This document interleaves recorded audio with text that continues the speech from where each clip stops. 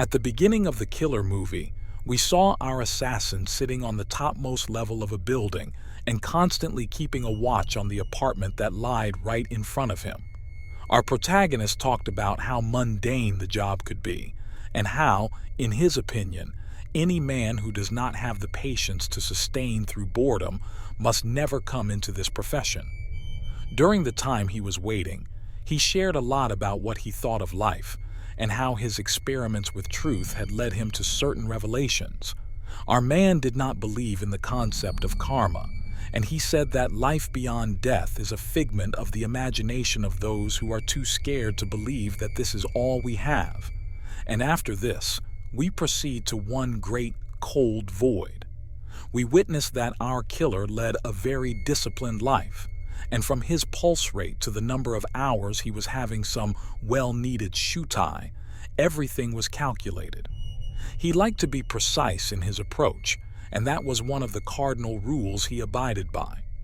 The assassin said that in his line of work, one cannot trust anybody, and moreover, there is no scope for empathy. He said that empathy led to weakness, which made a man vulnerable. He had followed the rules up until that time, but what he didn't know was that one misstep could trigger a chain of events that could completely turn his life upside down. Finally, the target he had waited for all this time arrived in the apartment, situated on the opposite side. The assassin calmed his nerves down, and then finally took the shot. To his dismay, he missed the target. He panicked for a moment, but he knew that now he would have to make amends to his existing plan and exit the scene so that he doesn't get caught by the law enforcement authorities. After the botched-up job, the assassin went to the Dominican Republic, where he found out that someone had broken into his house and attacked his partner, Magdala. He went to the hospital, and he found Marcus, his partner's brother, who told him that two people had come out of the house in a green taxi and brutally assaulted Magdala. Marcus said that they needed information about him, but Magdala didn't say a word to them. The assassin talked to his partner and told Marcus that he would make sure that such a thing did not happen again. The assassin soon found the taxi in which those two people had come to his house. The taxi was driven by a young man named Leo, and the killer got into it and asked him what he knew about the passengers he had 3 days ago. Leo, in a petrified state, told him everything about the physical appearance of those two people and begged him to leave him alive. But the assassin knew that he could not afford to have any loose links, and that was why he shot and killed Leo in his own cab. Edward Hodges was the assassin's handler, and the latter had doubts that he was the one who had ordered an assault on his family. Very easily, the assassin went inside the building and asked Edward whose decision it was to attack his family.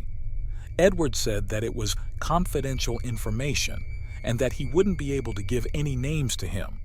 The assassin killed him with a nail-punching machine, and seeing that, his assistant Dolores begged for mercy and told him that she could help his cause.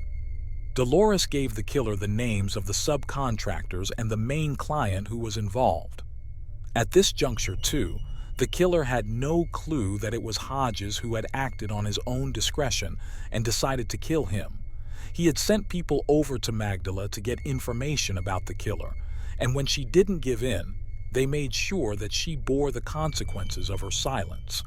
After getting the information from Dolores, the assassin murdered her too in cold blood.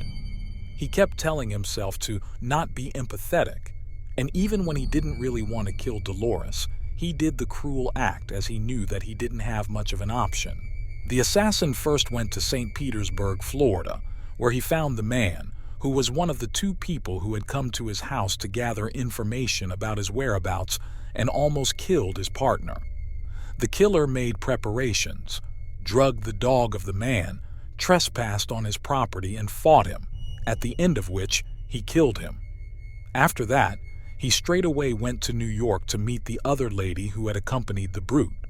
The lady, referred to as the expert, was confronted by the assassin in a restaurant and caught off guard. The conversation between them was nerve-wracking because it felt like anything could happen. After the dinner, the lady and the assassin went out, where the latter shot the lady point blank before she played any sort of trick on him. The assassin reached the final stage of his quest, and he very easily found where Claiborne, the client, stayed, how he spent his day, and where he hung out. It was not very difficult for the assassin to break into the high-security apartment of the billionaire, and once again, he caught his prey off guard. During the killer's ending, the titular character found out that it was Hodges who had acted on his own accord and decided to kill him for an additional $150,000 that he took from the client. Claiborne had no clue who the assassin was, and he had just contacted Hodges and agreed to whatever he had advised.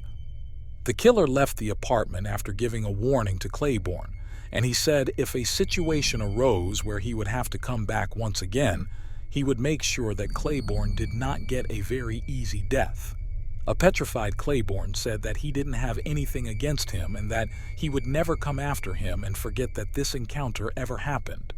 We believe that for the first time, the killer showed empathy, and there is a possibility that, in the future, it might backfire on him. In the epilogue, we saw the killer was sitting with his partner and enjoying peace and quiet, and thinking about that beautiful time he spent with Magdala, he realized that maybe he was also one of many, as he had broken his cardinal rule even after being aware of the consequences it could have.